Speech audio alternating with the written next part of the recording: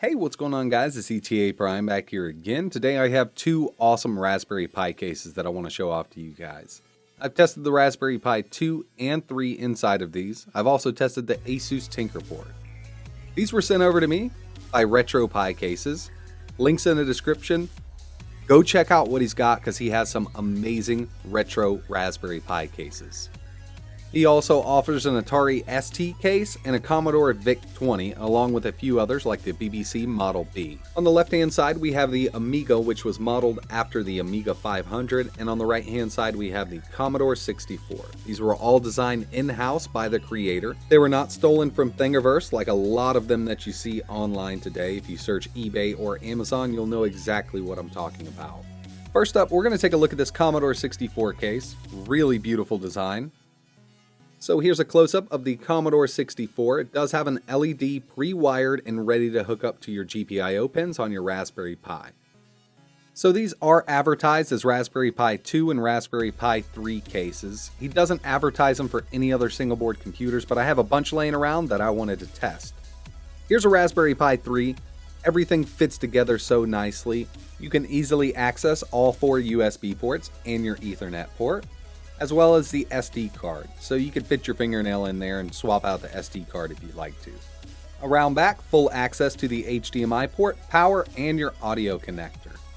Like I said, these are not advertised as working with any other single board computers, but the Asus Tinker Board has the same form factor as the Raspberry Pi 3, so I figured it would fit, and of course it does. Fits in here perfectly. If you want something like this for your Tinker Board, this is a great option. I also slapped an Odroid C2 inside of the Commodore 64 case. It fits in here. The only problem is the power input is blocked off by the center pillar right in the middle. These can be powered through the micro USB port, but it's really up to you. These were designed to work with the Raspberry Pi 2 and 3. I figured I'd give it a try, and it does fit. I had to save the best for last and my personal favorite case that he does make, the Amiga. Now, I'm in the United States and the Amiga was very rare over here. You can score them all day long over in the UK for dirt cheap. But here, they go anywhere from $200 to $500 depending on the model.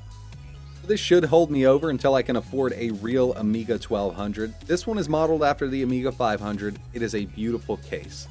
Both of these cases don't use screws. There are little nubs. You place your Pi on them. When you put the top on, they sit perfectly in place. Here's a Raspberry Pi 3 inside of the Amiga case. Everything just fits like it should. I mean, you put the top on and this thing feels great.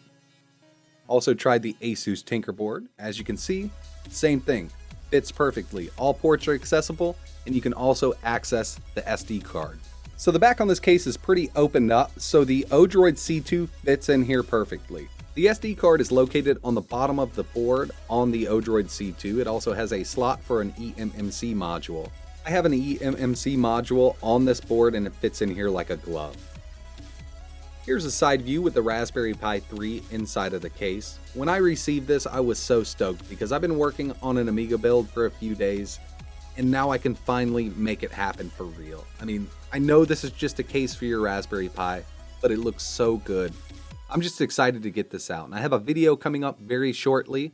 I'm going to be using Reto Pi with Amiiberry, running WH load games directly from the emulation station menu. I had to reuse this picture because it is so beautiful. I don't know if you guys are into the Amiga or not, but man, this is one of the best Raspberry Pi cases I've ever seen. So if you guys are interested in picking up one of these cases or another case that he makes on his website, links are in the description, and if you use code ETA Prime, you get 10% off for the first 50 users. That's it for this video, guys. I really appreciate you watching. Expect to see more of this Amiga case in the future. I have a few ideas that I want to get made up in the next week or two.